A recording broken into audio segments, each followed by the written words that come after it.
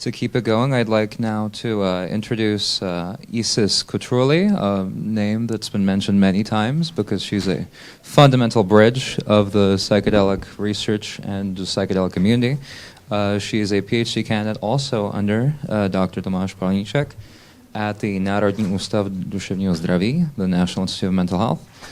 She knows everything about cannabinoid and opioid receptors, or at least a lot of them, and she's here presenting her latest research. Please give it up for Isis Kutruli.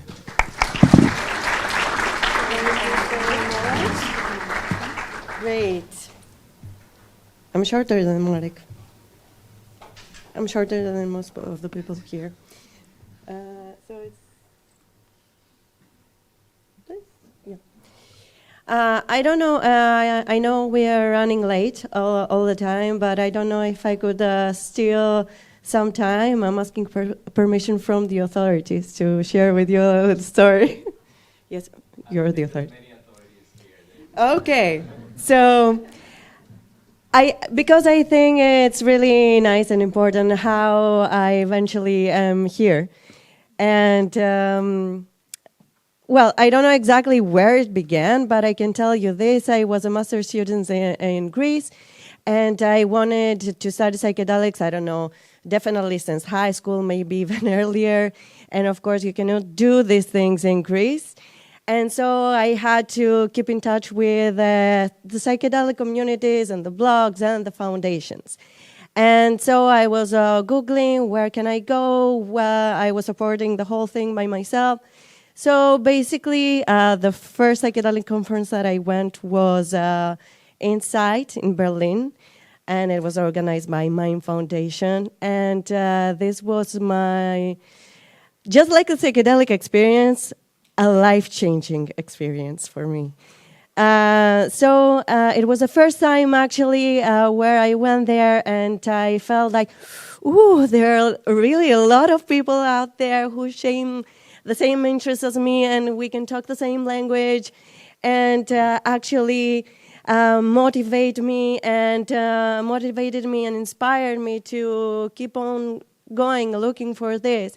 And I met so many interesting people, pioneers of the field that I was only reading until then in publications and papers. And I saw Rick Doblin and Franz Wollenweider and all these amazing people. But among all these speakers, one stood up, and it was Dr. Palníček. And not because he was talking about the NMDA receptors, but everything I read about him was so inspiring. And so I did my best to reach out and ask for more. And little did I know back then that he would become Tomáš, my emergency contact in my new house in Prague. No stress, just heads up.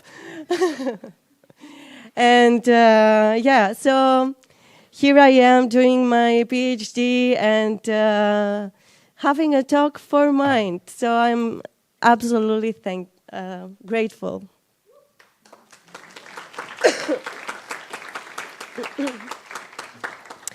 And so I took a very brave decision today to apparently do a speed talk, and for those who know me, this is my absolute weakest spot, because instead of doing a presentation on my own thesis and subject, I said, why not give it a whirlwind tour on what we do in the preclinical group and in the lab at NUDZ. It's good that Tomáš already gave some spoilers up. So let's take a quick look. No?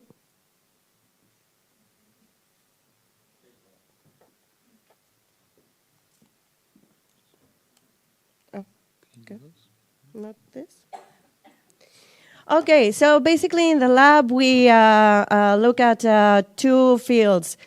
The one is non-psychedelics that we know a lot of things about, but we, beyond my subject, which is basically addiction, we look at how they affect sleep, how they affect memory, even alterations in the vision, neuroplasticity markers.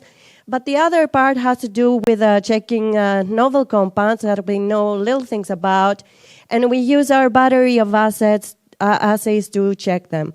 Also, the group is working on a translational EEG model using human EEG methods like source localization and functional connectivity in freely moving rats so that we can better understand what the substances are doing across species. And we use, as I said, a battery of assays from pharmacokinetics to behavioral, biometrics, toxicity assays. And of course, the biggest asset of the lab might be as well EEG recordings. And it started way back when Palenichik himself was in the lab and developed even further through the years until today that especially my colleague Česmír Vejmola, who's not here, has brought it into a whole new level. We have developed this multi-channel, high-density EEG in freely moving rats, and also models that use machine learning to encode movements of the rats, taking short clips and creating meaningful clusters. So we're able to eventually categorize drugs into these clusters, and we're going to incorporate all the extensive EEG database that we have through the years using psychedelics and novel compounds, and eventually be able perhaps to put drugs into families and categories only by inputting a few data points, and perhaps reduce the numbers of animals, the numbers of experiments, and so on and so forth. But, of course, despite all the delicate work that we do preclinically, people always tell me when I say about these things, and how do you guys know that rats are tripping? Well, we ask them. As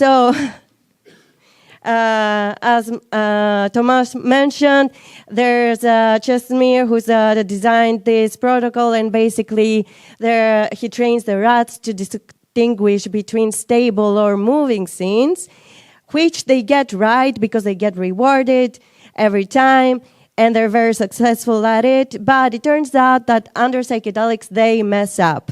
It seems like psychedelics distort rigid patterns. They see moving things where they shouldn't. They perhaps transform stable loops. Does this ring a bell? Because maybe this goes beyond vision. This is not how we look things. Maybe this goes on how we think things.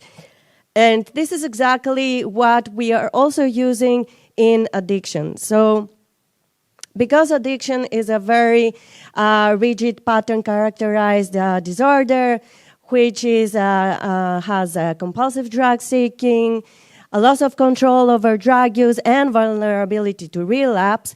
And neuroscience describes it as a three-stage disorder.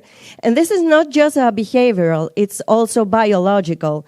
And each stage is characterized by a different brain area. For example, in nucleus accumbens, which is the core of our reward system, taking dopamine from the VDA, projecting it into the prefrontal cortex when we have this decision-making. And of course, memories, emotional associations that are stored in amygdala and hippocampus. And basically, we take this scheme and we try to create animal models. And this is where I get in as a neurobiologist. What happens there when you take away the therapist?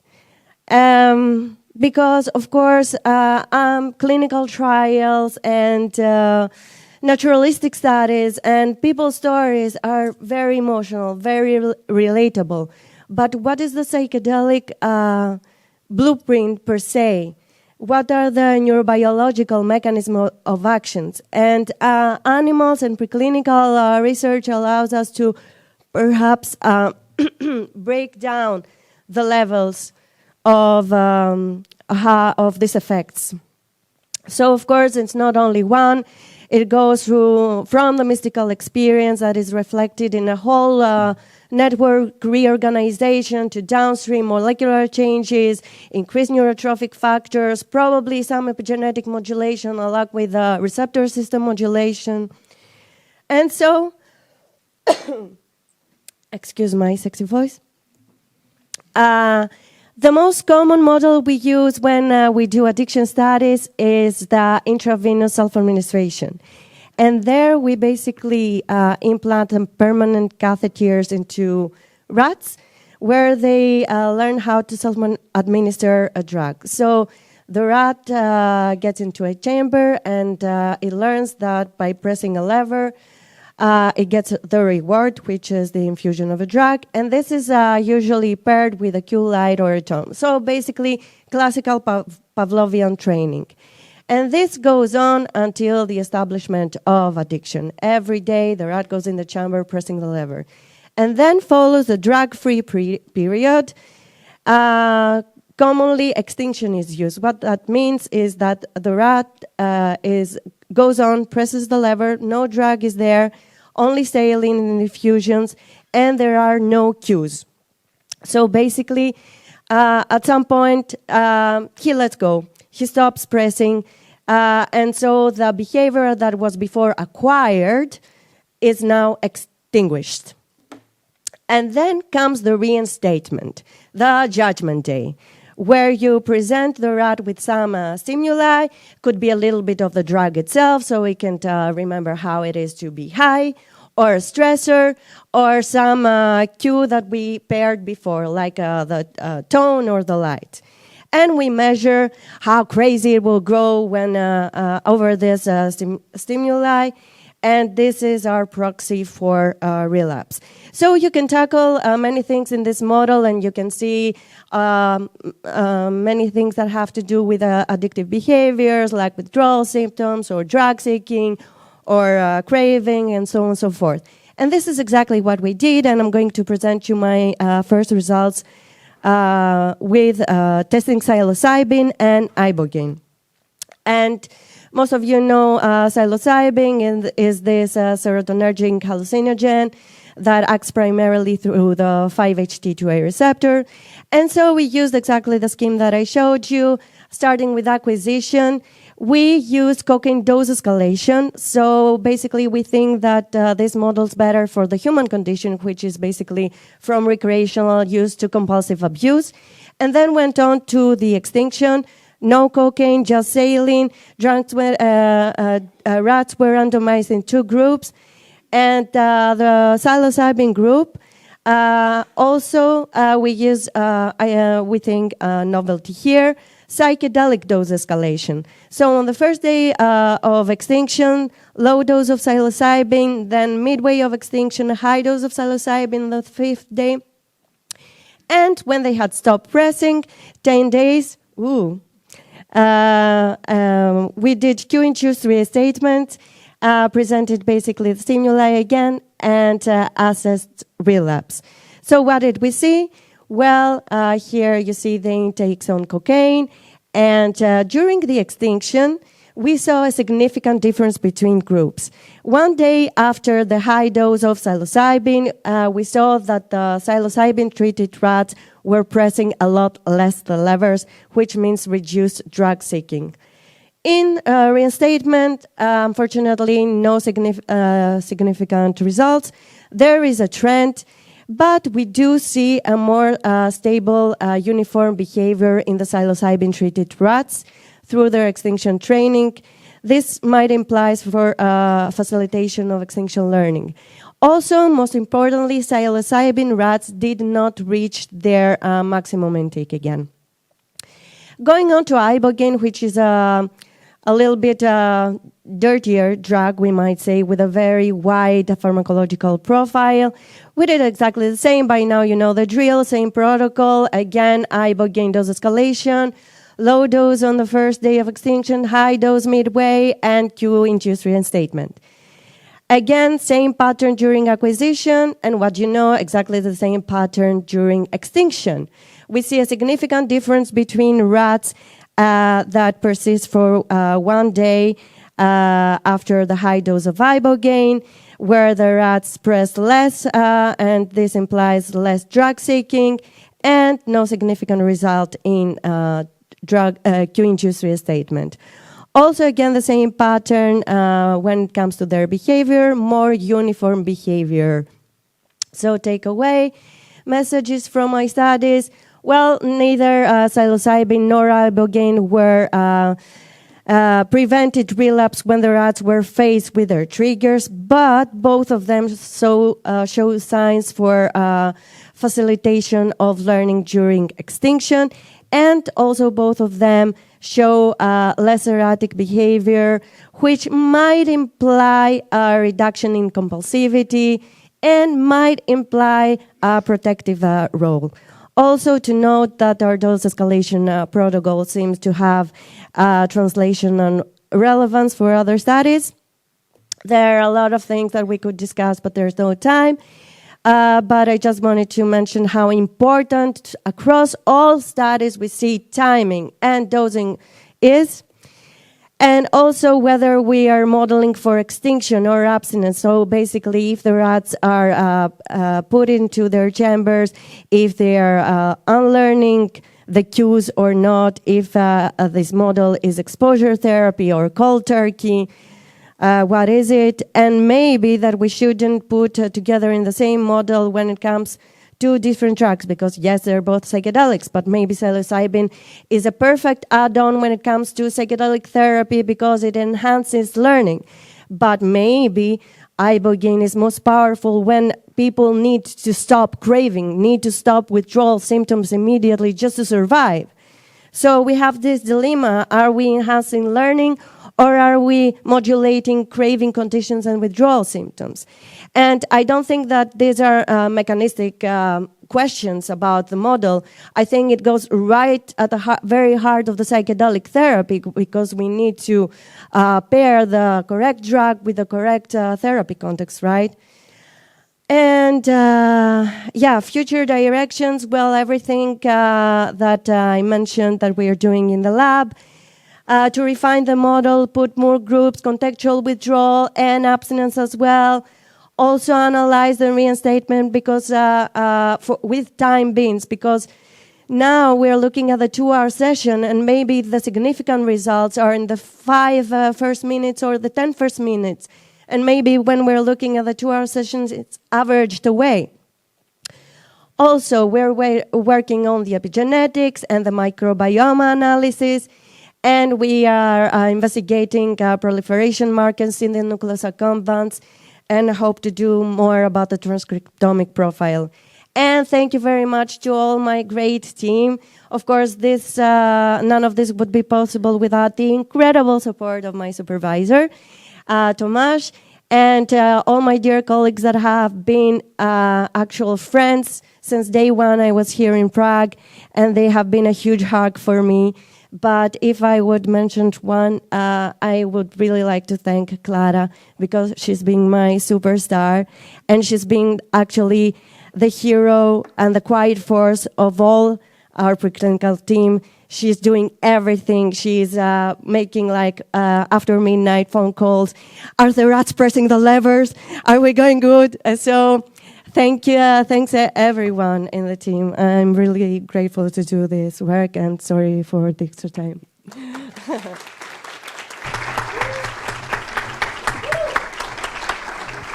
So there's no way that you guys don't have questions after that. It was rats on cocaine.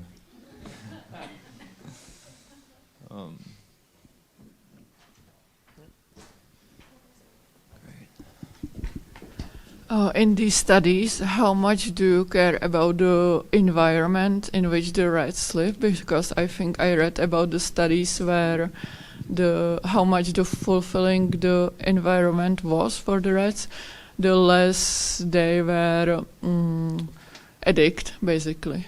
like the less they seek for the drugs. Yeah, so basically, if we go back in the rat park studies, we kind of know that the rats that are in an enriched environment won't get addicted that easily. So basically, following protocols, the rats are home caged alone.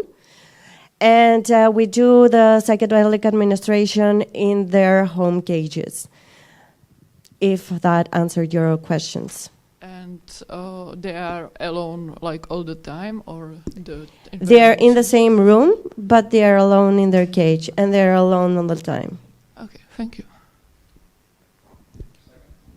So, hello, Hi. My name is Anna. I'm the one from Portugal.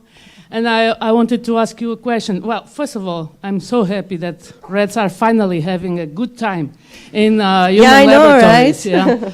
Yeah. Then the second question is, are there toxic addicts?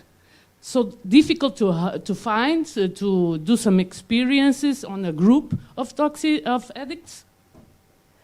I'm sorry, I didn't understand the question. The human addicts. Human toxic, addicts, yes. Yes, drug addicts. Yes. Is that so hard to find, to form a group and finally have a good experience on these mechanisms? Are you asking me about clinical trials, or? I'm asking about using guinea pigs, human guinea pigs. Uh-huh. So drug addicts. They're. Yes, exactly. Well, I'm not allowed to touch human. Even subject. if they volunteer. I'm a neurobiologist and not a doctor.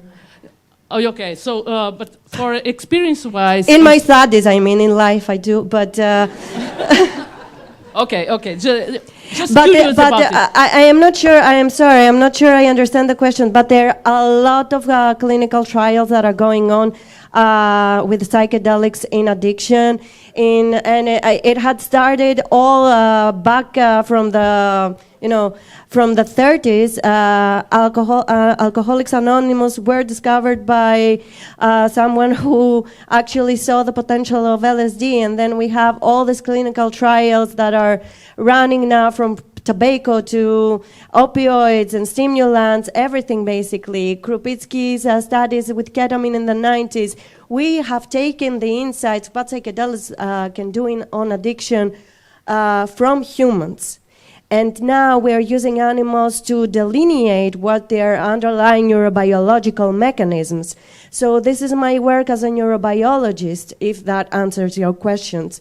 But also there are groups starting now, and actually I had a pleasure of attending their meetings, Psychedelics in Recovery, which are human addicts that are following the 12 steps, but also using psychedelics as an add-on. So I don't know if it answers your questions, No. It's okay, but there are a lot of clinical trials starting now. There's a new, all the time, ibogaine in opioids, phase 2 clinical trial just started. Opioids with psilocybin just starting in London. Many clinical trials with humans. Okay, thank you very much. All right, thank you very much, folks. I think even though it's a really interesting study, Yeah, we and have I'm to always move open on. to answer anything else later on. Thank you so much.